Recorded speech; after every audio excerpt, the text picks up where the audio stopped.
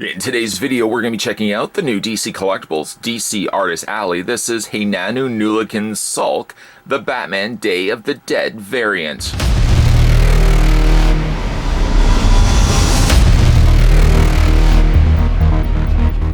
Inspired by the popular comic convention experience, DC Artist Alley is an artist-focused, limited edition designer vinyl figure line that merges indie design with the most iconic characters in the DC universe. Hainanu Nooligan Saulque is an artist, comic creator, and graphic designer based in Sacramento, California.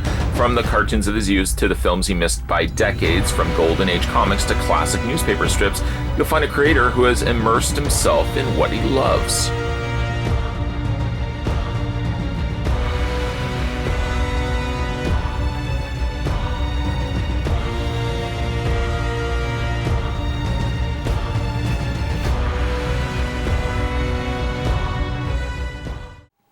Now, just before we have a look at Batman, let's figure out how tall the statue stands. I think that's a good place. You're looking at 7.4 inches, or if you are someone who dwells in Centimeter Town, us Canadians, after all, do that, you're looking at 18.7 centimeters in height. This is pretty cool, if I can actually grab it. Coming included with the statue, you get the original artwork in which the statue is taken its interpretation from. This is the original artwork by Hainanu Nooligan Saulque. Rather, should I say, it's also the Day of the Dead variant, which I'm certain if you see the standard versions of these, it's probably going to be the exact same pose, just omitting some of the skeletal deco on Batman here. Like I said, though, it's made out of a rather nice cardboard, very similar to, I don't know if the camera's going to pick it up or not, very nice texturing to it, something like you would see with a high-quality business card. And down below, you've got DC Artist Alley. Right next to it, right neighboring to that, you've got Nooligan's autograph. This is also a great showpiece if you want to just display it right behind the statue so that anyone looking at it will see what the statue has been taken from the original source material here. Here are also some of the other variations. There's 3 different variants to get for this particular designer series. Here we have the standard edition, which is limited to only 3,000 copies. It's actually to be known as well, just to stress this. All of these pieces are of very limited quantities. 3,000 units may seem high, but you factor that in across the world, 3,000 doesn't get very far. So 3,000 units available everywhere. The manufacturer's retail price, you're looking at about $40. And that would be 40 US dollars. Then beelining it over here, or I guess rather eye-lining it right over here, you have now the extracted color, giving us now black and white versions of it. Kind of do really like the stark contrast of the black against the white backdrops. Essentially, again, same molds. There's nothing drastically different than other than just the paint swap. And then some added paint down below are the Day of the Dead variants that we are going to be looking at here. By the way, as well, the black and white variants, you're sitting at only 500 units. So that would be considerably less than 3,000 units on the side here. But the Day of the Dead, the ones that we're looking at, have been sliced right in half from the 3,000 units. They're only available at Gamestop. The manufacturer's retail price is still going to be the same, but you're limited to 1,500 units, so they're a little bit harder to come by. One could certainly say that Nooligan has a very exaggerated interpretations of Batman, Joker, and the Harley Quinn. We actually looked at his work before. That was in the Nooligan Bookends. If you guys haven't had a chance to check out that review, go have a look. Maybe not yet, but after you're finished here, go have a look. It's also been brought to life. These drawings, if you will, from Hainanu was interpreted then in 3D form by sculptor Paul Harding. So there you go. They come atop, or in this case, Batman comes atop of a display base. Now this one here is an artist proof provided by DC Collectibles, but it was going to be out of still the 1,500 release. This one here is an artist proof. I believe that is a 2 and a 5. Looks very much like a 5. And then you got DC Collectibles right on the top there. Now the posing will stay the same, like I said, from statue to statue to statue. Simply just the different decorations will be on here that aren't going to be on the standard, and then one step further aren't going to be on the black and white. Now for Hainanu, he said for Batman, he working on Batman's pose, I wanted to play off the Joker's expression and give him the not being entertained, but ready for what was coming. When posing the characters together, you can see the connection that makes them rivals. Not really having Joker here just yet, I can certainly see perhaps what he's talking about here. As you can see, Batman is clenching his fist, almost drawing back for a final shot against the Clown Prince of Crime. Here, you've got some more classic Batman colors. In fact, let me just bring the card in once again. The standard release, favoring that of more conventional blue cowl, gray outfit, and then, of course, sneakers. Batman here from the Day of the Dead release gets instead a black cowl, black cape, and still sneakers. One thing to also note as well is that looking at this particular release, I believe that is a mustache being sported by Batman here, rather than the very clean shaven that is on the standard release. I just wanted to show you guys there. I believe that obviously is intended, that additional shading that's been presented above Batman's lip there. I've always really been a big fan of Hainanu's work. Really fantastic, simplistic, stylized sort of design to Batman here, and it definitely holds true here to this particular release. What I do really like, though, is the GameStop gave us the more Day of the Dead variations. Well, they didn't, but DC Collectibles did. Something almost, I would say, could have waited until October, as I could have certainly done this during Halloween. Definitely getting very much a Halloween vibe looking at this particular version of Batman. Now, these, though, are hitting store shelves September 2018. You should probably even see them right now, so I couldn't wait. Had to have a look at them right now. Let's have a look at Batman's detailing here. Some rather nice... First of all, I like the wide openings of his eyes. This one is a little bit bigger, a little bit larger in size comparison to this one right here. Of course, treated to the Day of the Dead deco here on the top, kind of simulating a skull with some rather nice bejeweling around the outer area of the eyes.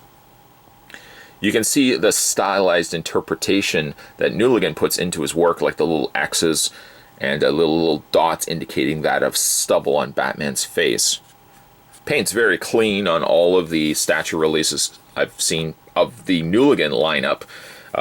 Definitely, I wanted to start with Batman, but I think I'm most excited for Joker. I'm kind of anxiously awaiting to have a look at him.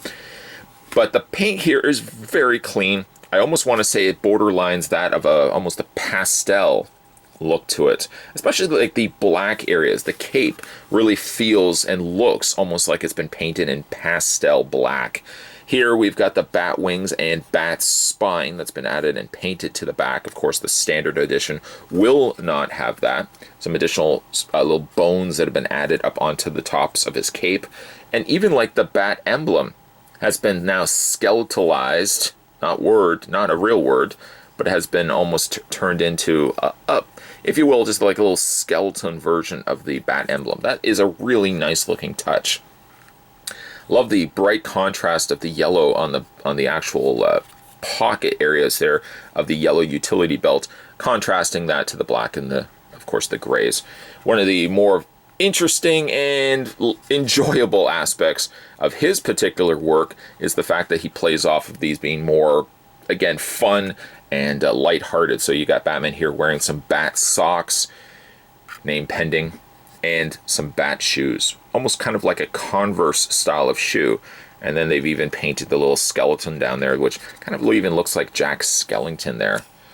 Skulls, or rather, I should say bones running down the sides of his legs. Got some X's there where his knees are being bent. Even like the Batarang area here, which I don't think has had anything added to it. Like looking at it from the original, I mean, bringing the original right there, I think other than just making it dark black, which I think the original has probably almost more like a gray color, it does have some nice little sheen added to the sides. It almost looks like, if we spin it around to the back there, it does almost look as if it's been bandaged up. Like he's holding it, but you can see that there's bandages or something, wrappings wrapped around the Batarang there. It's not an overly large piece, but it definitely has a really neat looking presence to it. I really do also like the pose that they put it in. This is something certainly that's going to resonate a little bit more once we pair him next to the Joker, and of course then the Harley Quinn, all of which we will be having a look at future videos.